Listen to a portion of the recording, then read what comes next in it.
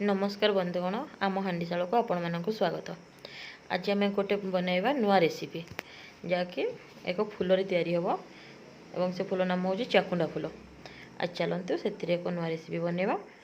या बहुत लोग जानते खाद्य भाव में ग्रहण कराए किंतु यहाँ आम खाद्य भाव में ग्रहण कर आम चाकुंडा फूल को भल भाव प्रथम बाछि नेबा एवं ताको गोटे पात्र रखीदेवा। तापर किछि गोटा रसुण अरुआ चाउल को आम 10-15 मिनट आगु भिजे रखी एवं से किसी प्याज कंचा लंका हो कि शुखला लंका हो से देदेकी भल भाव आम बाटी नेबा। जैसे बाटिला फल कौन है ना तार टे खदर अंश भल लगे से जिते चाकुंडा फूल गोल दिज्व भल भाव मिसई दिज्व भल मिसीज। तो तापर आम से चाकुंडा फूल को भल भाव धोई नेबा। धोईकी भल भाव चिपुड़ी देवा जमीक से कौन पानी अंश रही से पिठौ सांगे भल भाव बहलिया भाव मिसीज।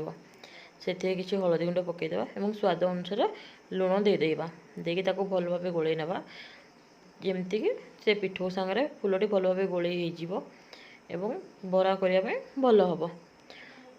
तो तेणुक आम भल भाव गोल नेबा। गोल नेलापर आम एक तावा को गैस हो कि चूल्हा हो से बसईदेवा और गरम करने छाड़ीदेवा।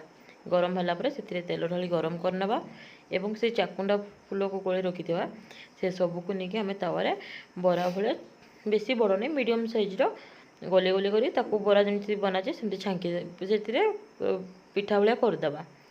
टे हो आसला आम नौटेदेवा ओलटे ओलटे भल भाव सेकिबा टी जाकीदे तेल अंश मत रही यापर गोटे प्लेट को सर्व करनेबा।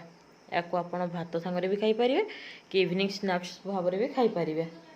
जदि आपण मानक मो वीडियो भल लगी था दयाकोरी लाइक शेयर एवं कमेंट कर दिंतु एवं चैनल को सब्सक्राइब करें।